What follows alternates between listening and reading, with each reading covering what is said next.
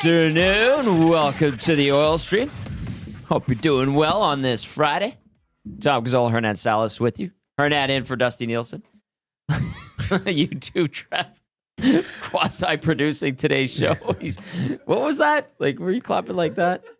Oh, boy. How many beers have you had? We're inside the Popeyes, Louisiana Kitchen Studios. Hope you're doing well.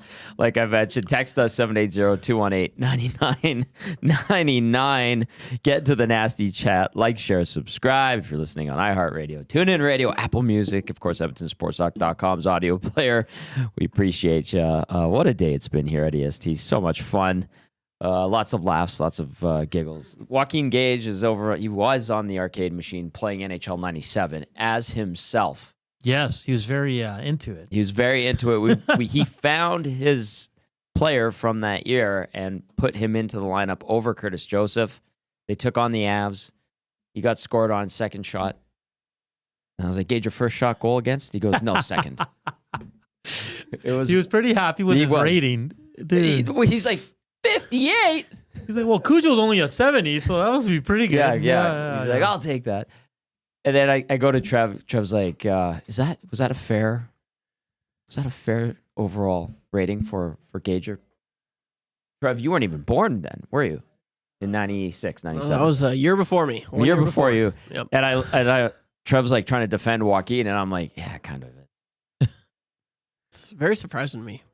But tough times back then. You got to be damn good to make it to the NHL. And Gager was in the game. The motto for EA Sports, if it's in the game, it's in the game. And Joaquin was in the game, literally. Why are you mocking him, Trev? He wasn't. He was defending him. I was like, yeah, it's kind of fair because Gager didn't play a ton. And they had Cujo. And I think Billy Ranford when Gager came into the league. And then it was Tommy Salo when Gager came back to the team. So there wasn't. But Joaquin is known, Tom, because like my dad, I remember when I told him I was leaving the Elks to come here, and then he found out. He's like, "Hey, is that Joaquin like the Oiler goalie?" I was like, "Yeah." So like people were like, yes, like if I mean, I wouldn't say. I mean, here in Edmonton, everybody's a hockey fan. Even you might have a few casuals, but everybody knows who Joaquin is. Yes, yeah. Well, he's here with us at EST. He was with us at 1260. Catch him on the broadcast. He's a popular guy. Anyway, it was neat to see him find his player, put him into the game. I put it on my Instagram if you want to check it out. All right, the Oil Stream presented by Boston Pizza. This whole month, Pasta Tuesday prices every day, all January, $15.99 for all gourmet pastas. I love it. I have taken advantage. I did it twice last week, back-to-back days. I will be doing it again when we're at Boston Pizza Westgate for the Red Wings game. Come join us for that one. It'll be a lot of fun. Tony and Curtis and the whole crew over there does a great job. So Pasta Tuesday, still got a week of Pasta Tuesday for the month of January. Take advantage. The Oilers coming off a big win last night, 6-2 over the Vancouver Canucks. Very satisfying. Very, very satisfying. We've had a night to decompress. We had a fun post-game show. Decent audience last night on the viewership side. Listenership side's always strong, too. And I want to hear what people think after they've been able to, relax a little bit and think back on that game because a lot happened. A lot happened in that game. Run the tape, Trev. We're just gonna run the tape. We're just gonna replay our post game show. Yeah, exactly. I'm kidding. No, we're not. Cory Perry, masterclass in how to be a rat. That was Rat 101 last night. Absolutely tremendous. He sucked the Canucks into doing stupid things, and it cost the Canucks. It really did. Vinny Desharnais, the Oilers took advantage of him, and we knew the scouting report on Vinny Desharnais, not the quickest feet. There's one play Kapanen on the half wall, had the puck. I think a couple crossovers, stop, crossover, stop, crossover, stop the other way. Desharnais was so far behind, and I can't remember if he took a penalty on that one, but it was just a moment that I was like, ooh, there it is. That's tough for Vinny. Vinny's a big guy, great guy, by the way. And then you get Pickard playing good. You get a couple goals from Hyman. He gets robbed on the opportunity for a hat trick. Yeah. Kapanen chips in. Henrique chips in. Draisaitl was very good again. There was so much last night that I think if you're a fan of the Oilers, you're going, damn, that was a good Thursday night. It was great. I when you guys were on the hangout, we were talking about the game with Reed and Joaquin and Eric, and I actually felt bad for Vinny yesterday. Like you saw it on his face on that third penalty. Then they went to him when the Oilers scored on that power play. Yeah. Like it's tough. I mean, he's trying to do the best he can out there for his new team. He's playing his old team, and he's just struggling mightily. Mm-hmm. That's why he's kind of been in and out of the lineup. We talked with Israel Fair yesterday from the Athletic out there in Vancouver. Yeah, good guy. He said he's been better. Like he's been in the lineup a little bit more consistently here in the new year, but he's taking a lot of heat, and it wasn't a good game. Even in saying that, he was even on the night, and he played a lot. Yeah. Like he wasn't a -3 or anything. He was but even. it was those penalties. It was the and penalties being that- caught, slow-footed. So He had a couple bad turnovers too. But yeah, Cory Perry, a masterclass in being the worm. He's got a lot of people upset at him right now. It's interesting though, Tom. I'll ask you this: should media get mad at opposing players? mad? Yeah, Who got mad? Well, I'm just In what saying, way? There's some media that are upset with Cory Perry. Not here, obviously, from the Vancouver opposing. media? Yeah, and I'm just like, What did they say? well, You don't have to name them. No, but they're just pointing out. Some call them a coward, and and I'm just I get it. I think it's okay for a media member to get mad, especially if you're doing shows to stir up But controversy. we weren't mad at Garland. We talked about it. I think what Garland did, he was also a pretty we weren't mad at good job Myers. of pissing off the Oilers. Were you mad at Myers? I wasn't. I was like, yeah, it was a brutal. I mean, it was not acceptable what he did. Yeah, but I'm not sitting here saying. I was just curious that because it's, and you're seeing it more nowadays, Tom, where media are fans too, and a lot of them are professional and they can kind of separate the two. Correct. You know what I mean? I was just curious to that because I listen. I know people were upset about Garland here in the city too. This is not just a Van all thing. night last night. No, but I'm saying like there was media too that were upset of what happened. Yes. So I'm not saying this is just one city. I'm saying you're seeing it more around the league where I'm noticing media, and not just in the NHL, all over sports. Like I'm a Niners fan, Mm-hmm. and like Niners media sometimes like they're fighting with other media members about the team. Their own other media members like from other who markets. they just played, and I'm like, what are we doing, boys? Yeah, Like, that's a bit silly. You shouldn't, but it can happen. I'm just saying, like, I think we're transitioning to where a lot of media are fans as well of the team, and because back in the day you never saw it. You're not supposed to be. Yeah, that's in the journalist handbook. Not supposed to cheer, but you're right. The rules have loosened, or the rule of thumb, I suppose. You can be annoyed with Perry and write about it and talk about it. Yeah, but I think that's okay. Name calling, and I think that's for the fans. I'm calling him a rat, and I'm saying it in the nicest way possible because what he did last night was brilliant. In a bad way. Like in a good way. No, I'm not. No, because Vancouver's upset at him. Sure. But if it was flipped, we'd be upset too. We'd be like, man, that guy really worked the Oilers. You know what I mean? Yeah, I get that. I mean, some take it to a certain extreme. Others, I like to try to be as nonchalant or objective about it as possible. But like when like you said, Connor Garland did that to McDavid, that should have been a penalty. Was I mad? No.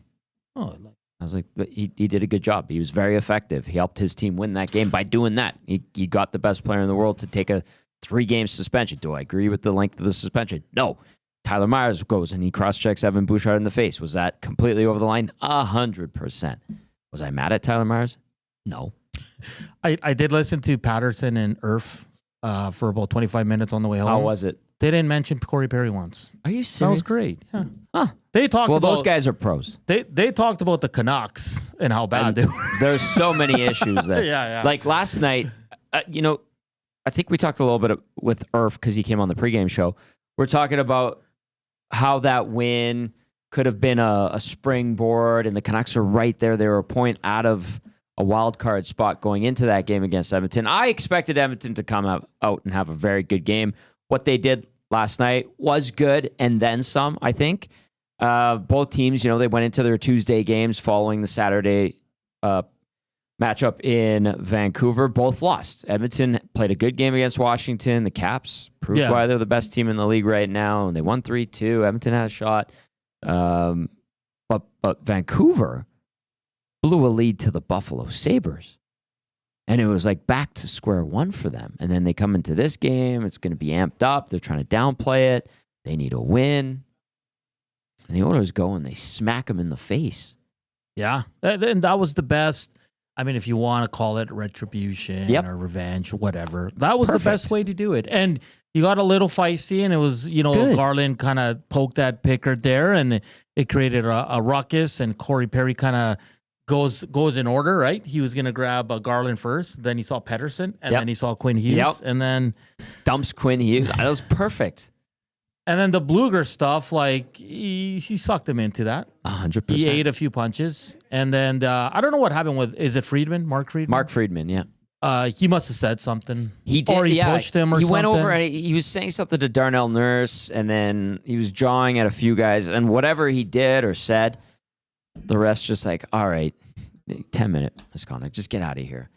And the refs were trying to kind of calm things down and mitigate as much as they could. You could tell last night the coincidental penalties and this and that.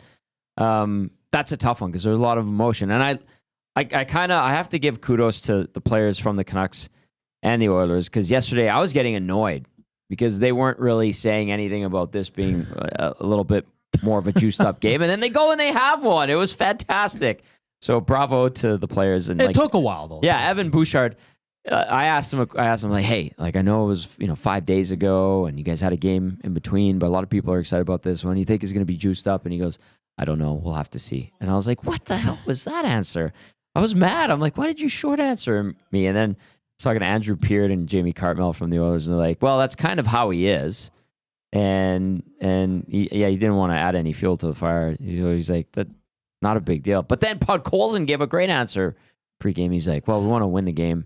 But if something happens, then, we'll get into it. And I was like, great answer, Podkolzin. And Rick Tocchet prior to the game was very good. And I like that it boiled over. And I like that the animosity ran high. And I like that it was a very exciting game on a chilly, windy Thursday night in the dog days of the season. To me, that was great. And you and I were talking about the schedule yesterday. We're looking at April. 3 games against the San Jose Sharks.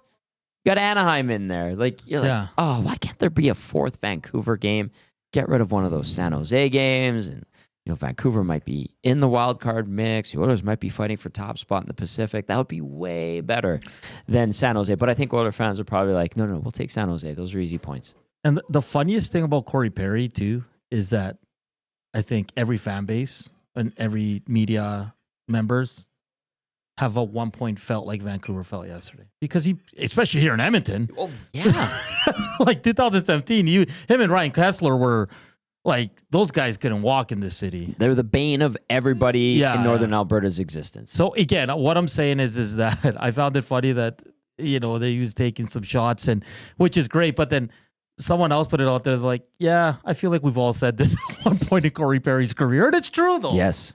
It's very true. So he was right on point. He knew exactly what he was doing. Mm-hmm. He got under their skin, and great job by him. Sure, I know people have an issue with him driving Hughes into the ice. What did you make of that?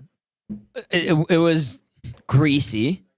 Yes, but I again will applaud him for doing that, because it sends a message like, okay, you're gonna jump on top of our best player, like.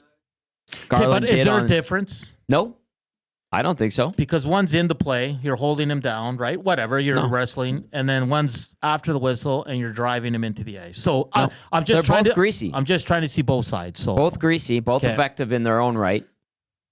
Whistle or during play, whatever. I think both are greasy. Is that what I'm assuming? That was an argument that was being made. One was during the play, one was after. Well, the argument being made was that Cory Perry said we don't protect the Stars, and then he's pile driving one of the Stars into the ice. Oh, how ironic. That, again, he is just weaving this thing so eloquently. So that's why I want to ask you, and I want to ask our listeners are going to be biased. Obviously, they love it. But I wanted to get your feedback on that. Like, is there a difference in those two plays? Well, yeah, one of them is just jumping on a guy. Let's start with the literal difference. One is a guy like holding a guy down. The other one is slamming the guy. But the message to Vancouver, I think from an Oilers standpoint, was appropriate.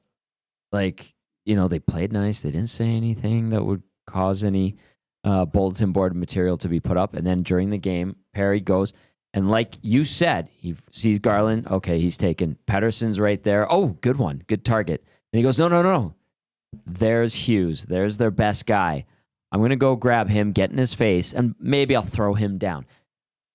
I think that sends a clear message. I think it's greasy, but I think it's an adequate response to everything that had happened on Saturday. Like, I like it. I thought it was appropriate. Loving the game. That's the kind of hockey I like. Like, okay, that's what you're going to do to our star player, our best player. I'll remember. When I see you next time, I'm going to do something. You don't know what. Let me take care of that. And then that's how he handled it. I like it. I appreciate it. I like the game within the game. I believe the dark arts is how Matthew describes it. It's never going to be the same play. So, right. Like, it's never going to be Perry mauling Pettersson. And he's going to just sit on there, jump on him and like hold him down. No, he's going to do something different. But Max Bezuza says one was called a penalty, one wasn't. Robin says he was showing by example. Hamblin says greasy, but Garland started it. McJesus said, also not Perry's job to protect the stars. Isn't that what Perils is for? I see what you did there. Good point. And then Lucky Paul says, smart by Perry and how he tossed Hughes around. Smart not to drop his gloves and nullify a Van power play. Same way it was smart by Garland to hold McDavid. Good point. Very well said. And I agree wholeheartedly with that. Okay. Yeah. Fair enough. I was just curious because I've seen a few things on X where people are like, Cory Perry says one thing, but then he's driving Hughes into the ice. Shocking. And I was like, that's an interesting conversation. But like you said, he's like, well, you guys mauled the best player in the world, the best player on our team. Well, right now it's Draisaitl. So I'm going to do the same because he wanted Pettersson, and then Hughes came in and grabbed, I think it was Bush. It was over on the side, yeah. Yeah, and then he goes, oh, I'm licking my chops right now. This is my opportunity to send a message. And he did. I enjoyed it. That was, I was so pre-game yesterday during the afternoon. I'm like, what the hell's up with these guys? Because I was at the rink, and I'm like, there's such a wah-wah kind of feel to the morning that nothing was going to happen. And then puck drops, and sure enough, the boos start for Garland. Nurse kind of rubs him out in the corner, gives him the welcome back to Edmonton.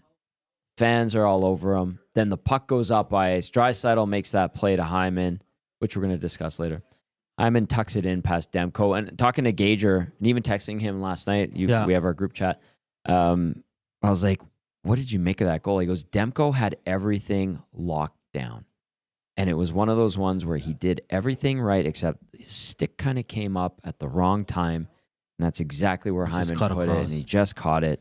And the way Joaquin described it, Demko, puts his head up and looks to the heavens, and that's like where he knew he was in trouble. And then the next two goals, the quick ones, the 20 seconds apart, kind of was like bam, bam, and he was done.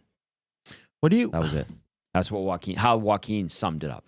I was listening, like I told you, I was listening to our friends in Vancouver's post-game show, and there was a lot of talk about they got to break this down and build it back up. I listen, I know it's bad right now in Vancouver, Tom, but this team was really good last year. And I know Zadorov's no longer there, Lindholm's no longer there. They lost a few pieces. They brought in a few pieces that maybe are not up to snub right now. Mm-hmm. But I don't think this is a team that has to look in that direction. Maybe a retool.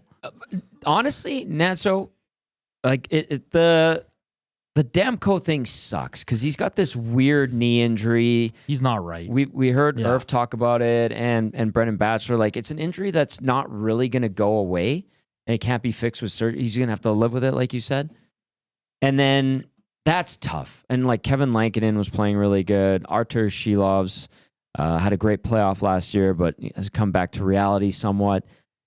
And then you get the inner turmoil within the locker room. Yeah, that's it's imploding. Mm-hmm. And I think, like you said, they do have good players. And if they get Miller out of there, when they get Miller out of there for the right players, I think that they can pick this up on the fly. And I saw a text that came in the nasty chat, by the way. And I want to make sure it goes out to the right person and attribute it to them. It was it's from Mike the Michigan fan. It says, does Tocchet coach the Canucks next season? And what I was hearing, guys at the rink, friends in Vancouver covering this team, they know this team well. Sounds like Rick Tocchet might not want to coach this team next season. It might be him saying, I'm out. This is a mess. Okay, I'll ask you this on because Gager and I talked about this all week. Like Rick Tocquet's style is it's different than like a Chris Knobloch. Let's be absolutely. So he comes in, and last year, did he come in? No, he came. Last year was his first full year. First full year. He came in for Boudreau midway through 22-23, right? So he comes in halfway through. They play better, but they don't make the playoffs. Last year, everything went right for them. Let's be honest. They had a great season. They won the Pacific Division. Yeah, up until the Demko injury, they had nothing go their way. Yeah. Yeah, they won the Pacific. Yeah. They had career years from a lot of guys. It was very similar to the Oilers of 2017. Nothing went wrong. Good point. But every time they lost the game, and they didn't lose a lot last year, I didn't like the style because he was always very angry and calling out the players. This year, it's kind of after every loss, it's the same thing. And I was asking Gager because he played at that level. I was like, I find that style that the fans might like it. Media loves it because they're honest. You're getting honest takes. But I think that wears thin on players real quick when you're always just negative. Now, too honest, negative, I guess. In the public, you can be good and do that once in a while, I think. Like Woody would always sugarcoat everything, and that was kind of annoying. It was. That's fair. Yeah, sure. But like I think Tocquet's on the other extreme where it's always the worst. Like it's never like these games happen. Like and I think sometimes players real quick start like, okay, it's the coach is saying the same thing, calling us out, doing this, doing that. Do you think that's an issue? It might be. I'm curious though if it's a strategy on his part because he's been around for so long. That if he says, okay, I'm gonna say what the fans want to hear. Yeah. He addresses the players and goes, I'm gonna say what they want to hear. I'm gonna be Mr. Bad guy when I need to be. I'll do whatever I can to ease the tension from the fan base. So he'll say everything that fans want to hear in interviews, but in the room, what we say in our meetings and here is what's really happening. And I think that's possible too, and that's how you could keep respect. Now, is it like that in Vancouver? I don't know. But I think that would be smart. Like, hey, what I'm doing out there, when I'm talking, don't worry about that BS because that's exactly what I'm doing. I'm feeding the fans. I'm saying the right things. He's got to be better than this and that. But take everything I say out there with a grain of salt. If you're reading the paper, someone asks you about it, just know that I'm playing that game right now. Yeah, in this room, we're in it together. We're a team. I'm the captain of this ship. What we say in here is what goes. It could be like that. That's a tough one to maintain, but I think it's doable if you're a savvy enough guy. I feel like Rick Tocchet probably is. Because he's a good coach. I don't think this is I don't think this is a coaching problem. He's getting a job right after this. If he gets fired or leaves, he will be a head coach again. Because I know Irv Gafar was saying yesterday on the postgame show, like, I understand everybody wants to trade, and it might happen with JT Miller. He goes, but he in his thoughts were kind of like, I don't think that fixes this team this year. Like, it'll be a shock to the system. Too much damage has been done. Yeah, but they still have good players. That's what I mean. Yeah. And that's why I don't think they need to blow it all up. Like there are good pieces there. Really I agree. I don't think they need to blow it up. No. I mean, you need more from Pettersson. Yeah. You do. Besser, like, remember we were talking on the post-game show? I was watching, so I have, you see me on my satellite studio. I have a TV, nice big TV up here on the wall. And we're going and we're talking on the post-game. I'm looking up and they've got Besser post-game. And he's just got this stare, like, into nothingness. It's the 1,000-mile stare. And you're like, oh, that's a bad sign. At least just that instant, and then watching him respond to questions. And his name's coming up a lot in trade rumors too. Well, Murph was saying last night too. Yeah. He needs a deal. Like, what do you do? Do you gamble and try to keep him for a playoff run? Or do you try to get a haul for him? Because, I mean, Brock Besser, there will be teams lining up. He's a good He player. scored his 16th goal last night. It was an absolute laser that he fired. High glove on Pickard. I looked at that goal. I was like, I don't know which guy's going to save that with his glove. Good luck. He's coming off a career year. He's well under that this year. 40 goals last year. He scored a hat trick in the first game against you. The blood clot thing in the playoffs, that was a great. That was for the Oilers. It was a great break. Oh yeah. For Best, that's awful. It's scary, obviously. Very fascinating. I know last night on the postgame show I said I expect a deal to come down. It's crickets right now on X from Vancouver insiders, from NHL insiders, but that doesn't necessarily mean nothing's happening behind the scenes, right? Well, I know Pittsburgh is interested in JT Miller. I was talking to someone from the Penguins yesterday.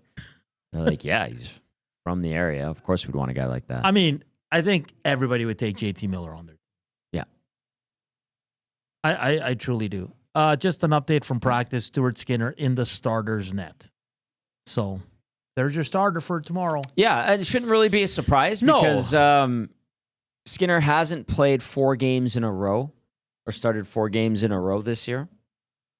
And so I yesterday it's like, oh, Pickard starts. Why is that? It's a big game. But there are some that would be like, well, he should be the starter. He's been the better goalie. He's been excellent as a He's been an excellent back. He is an excellent back. I had a great conversation with him yesterday. He's a great guy. He's Belsey's old roommate. Yeah, I didn't even. He was telling us that thing. I'm like, what? In the Avs organization when both of them were with the Erie Lock Monsters or Erie Monsters. Why haven't we dipped into that information?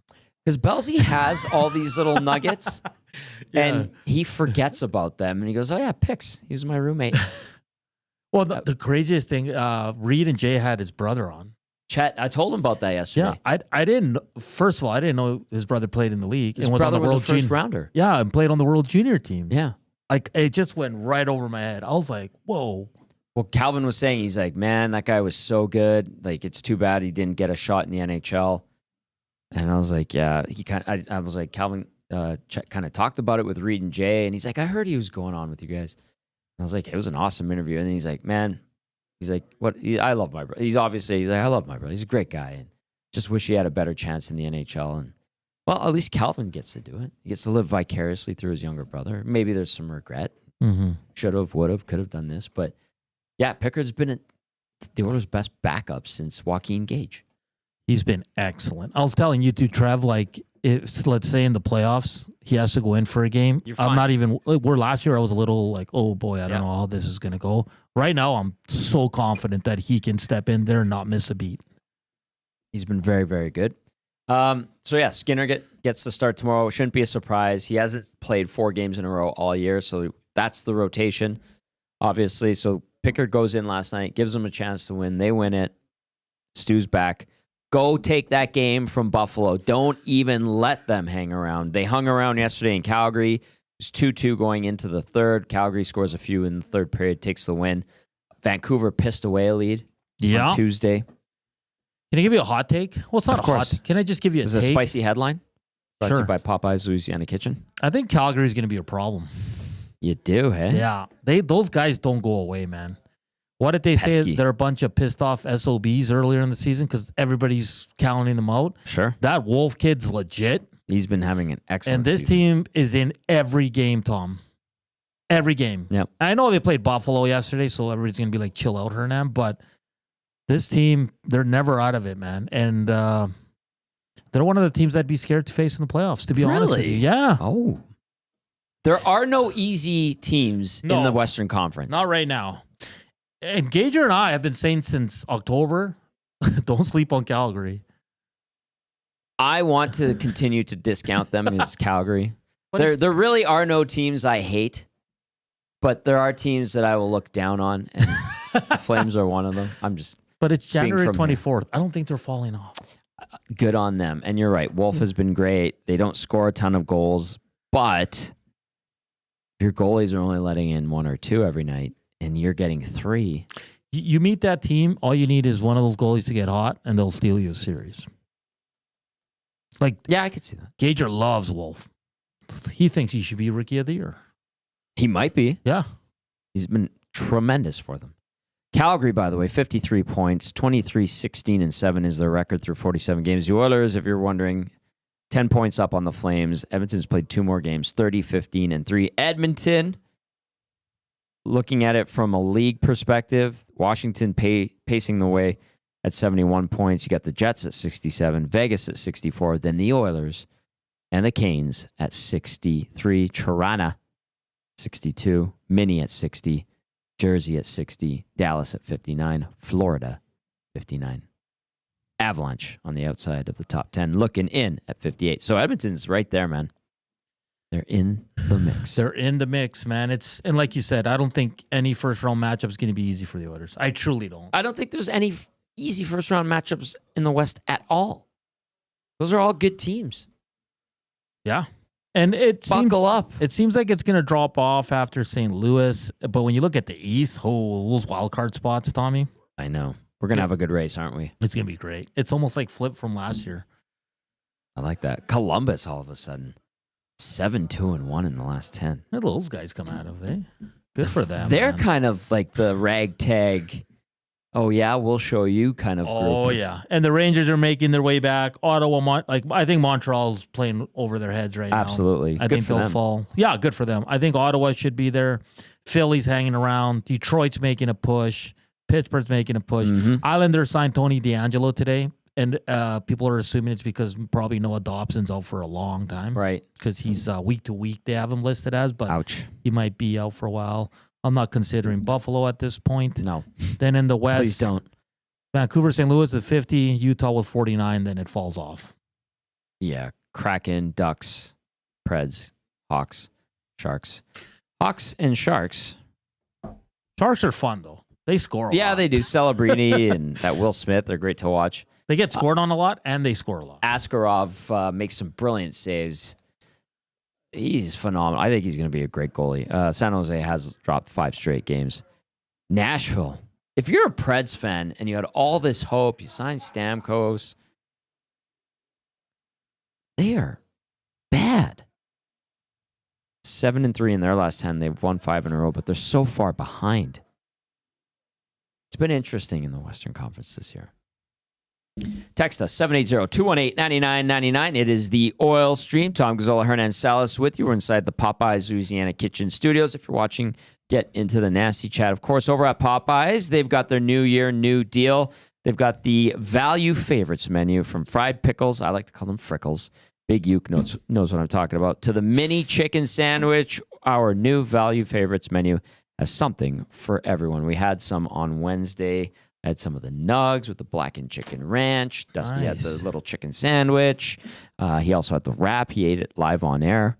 And then the boys, everybody just crushed those sandwiches. Yeah, they're great. Good. Mm-hmm. Holy smokes. Mm-hmm. I missed out on the spicy, but they're still good. Spicy's good there. And then I had the mac and cheese because Dusty knows that's my favorite side. It's phenomenal. That's very nice of him. Yeah. But we're going to get into Keep It or Clip It in a little bit, probably in about 5 minutes. But we have some texts that we can get to. Keep those coming in. Troll says, TG, you probably saw that stare a few times during the Decade of Darkness. Yeah, the 1,000-mile stare I did see. That was tough. A lot. It was a lot of searching for answers, and they had a lot of different people trying to find out those answers and what they truly were. And Vancouver Tough gets go. the Caps tomorrow. Oof. Is it tomorrow? It's tomorrow, Saturday? Yes. Yeah. Because Washington's on a road trip. Or are they in Calgary tonight? No.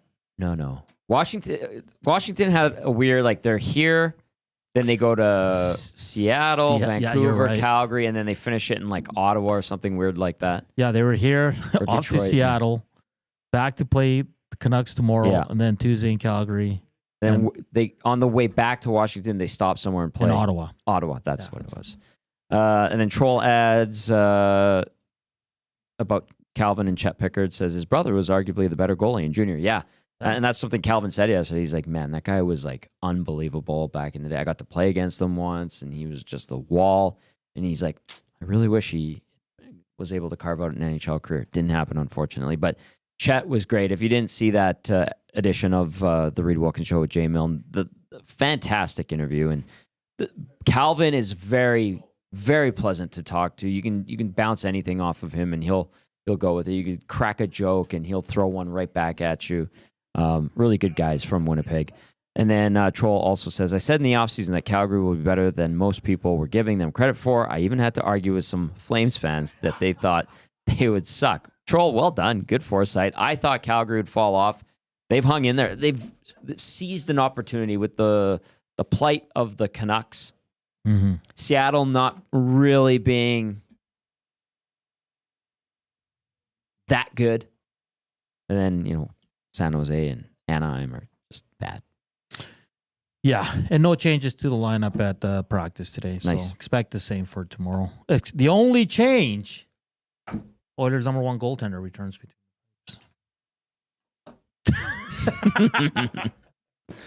Okay, let's go to Martin. Says Rick Tocchet, Sergei Gonchar, and Adam Foote.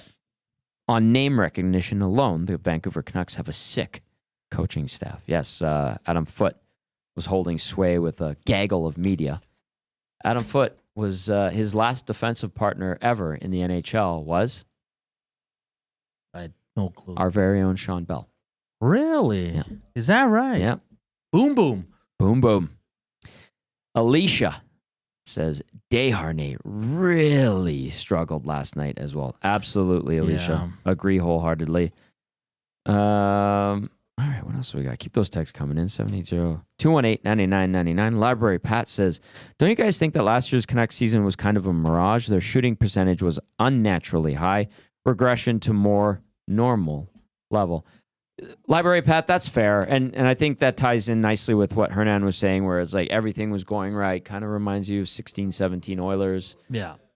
But I maintain, and I've said it all along, like 16-17 Oilers, they were building something good. Peter Chiarelli did a nice job of accumulating that talent in that group. Everybody really liked each other there. Maybe there was some friction between Maroon and Lucic because, both guys wanted to be the big heavy. And so maybe they didn't always see eye to eye, and they always wanted to fight for their spot on the roster. Lucic was the big ticket guy. Maroon was on the up and up. But Chiarelli did dismantle that team in the offseason.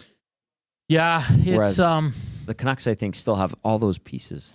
Yeah, they're still. I mean, the Oilers completely fell off the next year. Well, Anton Slepyshev was playing way above where he should have been. They leaned on Drake Caggiula more than they should have. They leaned on Jujhar Khaira more than they should have. Matt Benning more than they should have. Talbot took a step back. Well, I mean, Talbot, he was getting caved in every night. Yeah. I remember watching him. I'd be like, oh, third shot goes in because Talbot's had to make the first save. Then he had to save the rebound. And then the third one goes home. Nobody's there to pick up the guy. And then eventually his game did crumble because there's no confidence. The defense couldn't do anything. Yeah, it's that was such a fascinating 2 years.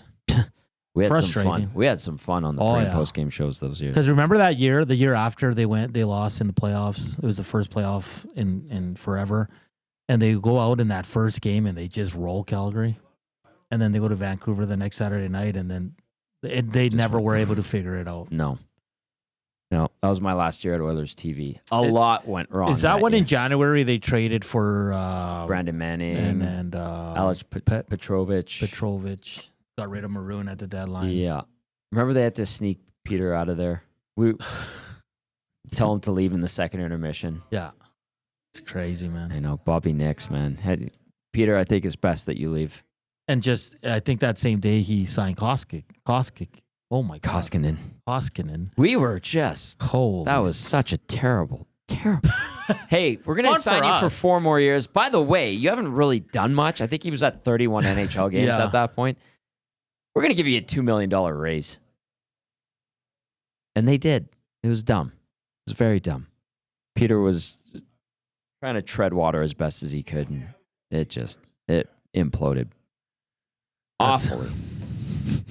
It's crazy, man. Yeah, I know. Let's go to Hampton Steve texting. It says, the moment I knew we were screwed coming off of the 2017 playoff run was when Chiarelli didn't re-sign Matt Hendricks. Yeah, Hendo went to, I think, Mini and Winnipeg after that. He bounced between the two. He was a great guy. Great man. He's a excellent Yeah, individual. but we're still on that, that because they moved him, the Oilers went down. Well, okay, so Hendo was not going to play in the playoffs, and the guys loved him so much on the team that even though Hendo was bumped down to a Black Ace, and the Black Aces had a different locker room. I think they used WHL visitors locker room. Yeah. And they all skated after the main group. They specifically went to the coaching staff and management and said, please keep Hendo in our locker room. Yeah. That's how much we value him. Even though he was just a Black Ace at that point. And was not even going to get a sniff in the playoffs. What was his shootout move? The Paralyzer. The Paralyzer. That was great. I met him at 12-6. He was a great guy. He's a phenomenal human being. Quick story before we get into Keep It or Clip It. So in that job at Oilers TV, you get to know all of them very, very well. You're with them all the time, on the road, on the plane, on the buses, at special events, this and that.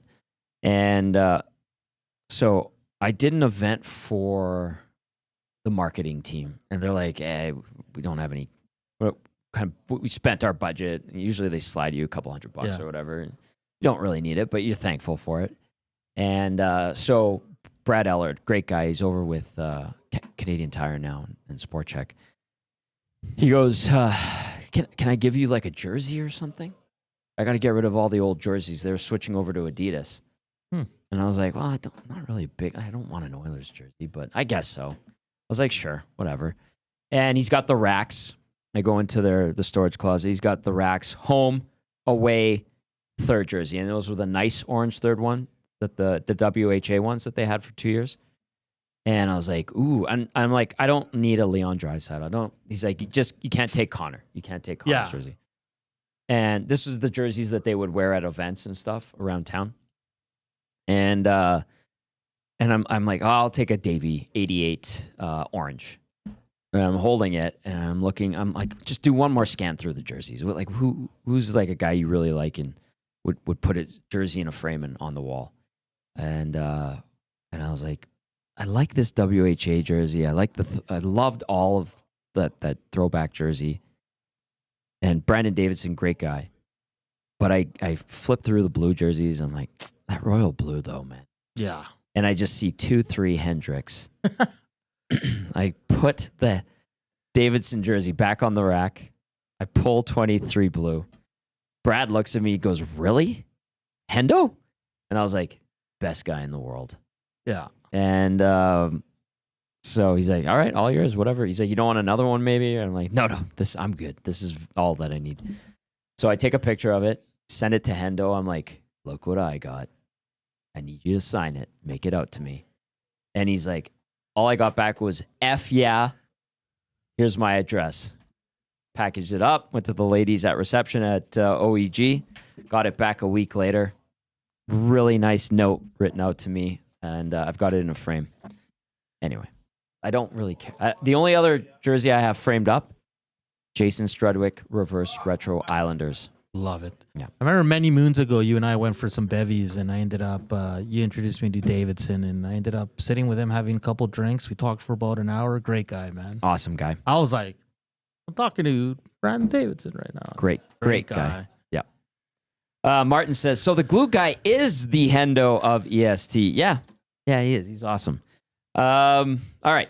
We got to get to Keep It or Clip It now. So I want to hear what you have to say in regard to these ones that we have for Keep It or Clip It. The boys helped me with it. I want to get people to text in their thoughts. We have about 8 or 9 minutes left, so plenty of time to do Keep It or Clip It.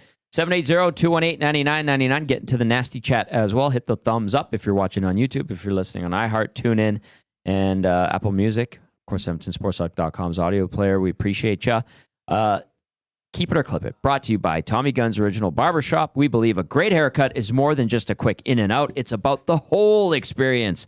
That's why we follow The Code, a commitment to deliver the best barbershop experience every time you visit. From check-in to the finishing touch, every step is crafted with care. No appointments needed. Just walk in, relax, and we'll take it from there. Keep It or Clip It, Nanso.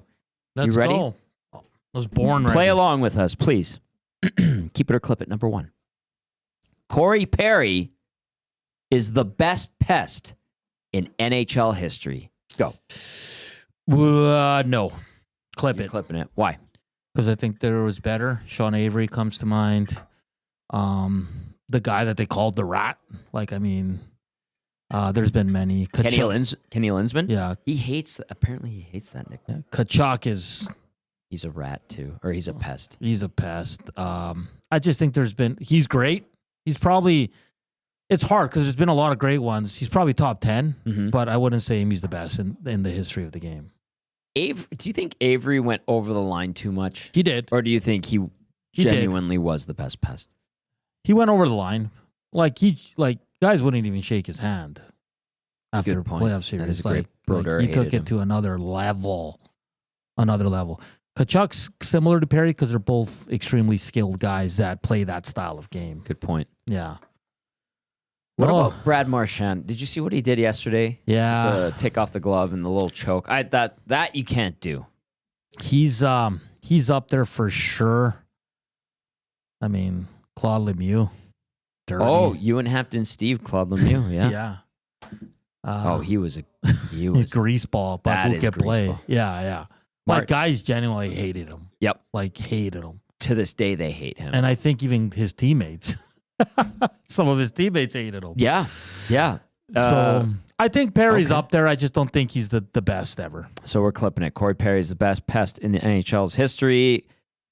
Clip it, says Hernan. There's been some others, great names that popped up. Martin says, I'm with Hernan. Avery, who was the best. The NHL made a rule about him. Yes. Remember when he was not facing the puck, blocking Martin Brodeur? Some other great text coming in. Eden says, no love for Claude Lemieux. Avery was a significant POS. Nice text, Eden. I like that. Darcy Tucker. He was good, man. He played hard. Back in the day, way younger. That's one guy I truly disliked. I understand.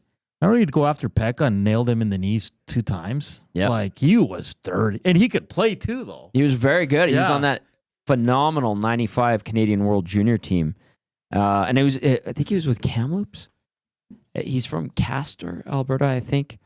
But he totally grew into that pest role. Matthew Kachuk on the Nasty chat. I may be the Rat King now, but Perry is number 1 all time. Oh, look at that. A little love from Matthew Kachuk on the Nasty A lot for chat. Essa. Essa was different, though. Because he was a good player, too. But he wouldn't fight.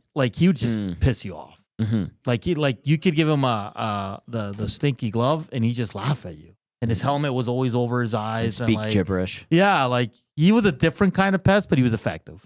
Ryan adds Claude Lemieux as well. A lot of Claude Lemieux, a lot of Sean Avery. Very good. Very good. All right. I like it. Keep it or clip it. Number 2. This one's from Reed Wilkins. I like it. 2:00 Saturday is the best start time for an Oilers game. Keep it or clip it. I'll clip it. I'll say 11 a.m. That way Hernan has the whole day.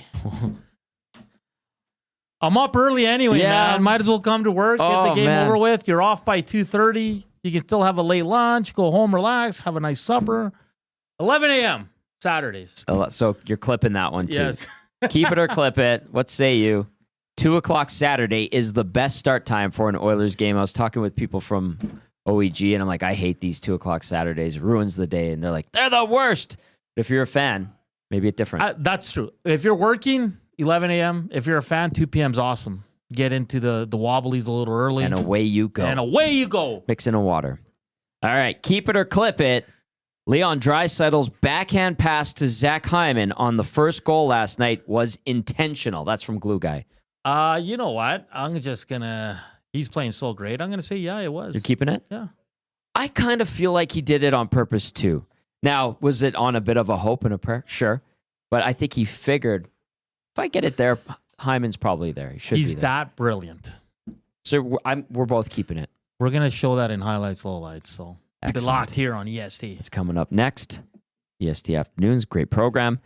Okay, this one with Buffalo coming to town tomorrow, the return of Ryan McLeod. This one's from Reed as well. Keep it or clip it. The Buffalo Sabres logo is too literal because it's a buffalo standing on top of 2 sabres. Keep it, I guess. He makes a good point. I never thought about it, but yeah. Sure. Let's keep that one. God reads the best. I've loved Buffalo's uniforms from day one. The blue with the gold, and the striping is so nice. When they did the Buffalo Slug, that was terrible. I liked when they went to the black, silver, and red and the Buffalo head. I thought that was cool. It was very 90s, and it had a good run. But what they have now is just like, I look at the Buffalo Sabres and I'm like, that's a hockey logo. That's a hockey jersey. Classic hockey, in my mind, whenever I see it. But you think about the logo, and there's a buffalo standing there on top of two sabres, and it's like, yeah, that is incredibly literal. So keep it or clip it. The Buffalo Sabres logo is too literal. Crazy. We're keeping it. A couple of texts have come in here. Chris says, Tikkanen is the OG pest. Cal in the Park says, Doug Risebrough and Esa Tikkanen. Good to hear from you, Cal. Hope you're well. Troll says, not fighting would make it even more infuriating. Tikkanen was pretty good, too. Troll also bought a Davidson jersey, and it's his last name. Love the player, too. I was sad when he got traded. He was a good depth guy. Yeah, I remember we were in St. Louis, and he got traded during that game. He wasn't playing, and we had to interview him, and he was crying. I was very sad. I was with him when he came back from testicular cancer in Oklahoma City. Yeah. And he came back to the Oilers. Here, quick story on him. He was about to sign an extension here. And then Peter pulled the extension. Wow. Yeah. Crazy. I know. Troll says, Leon's the best passer in the world. All his plays are intentional. They don't always connect, though. LOL. Hey, this is a fun show. What's coming up on EST Afternoons? Lots of Oilers, highlights, lowlights. Derek Van Diest. Also, we'll switch gears and talk about the other pro team here in the city, the Edmonton Elks. We'll be joined by Jonathan Kongbo, who signed last week. Mm-hmm. Excited to see what he brings to this squad after taking a year off. So it's going to be a lot of fun on EST Afternoons. Joaquin Gage, Hernan Salas, Zach Kubish coming up, so keep it locked right here. That's going to do it for the Oil Stream. It's been a fun show. Thanks to Hernan for stepping in for Dusty, who's at a hockey tournament with the kiddos. Enjoy the rest of your afternoon. I'm back tomorrow. Hello Hockey with myself and Sean Bell, live on location, local public eatery from 10 to noon. And then it's the GCL Diesel Oil Stream pre and post game show. Me, Hernan, Cass, lots of fun. Keep it locked on to EST, because EST Afternoons is next. Thanks, everybody. We'll talk to you later.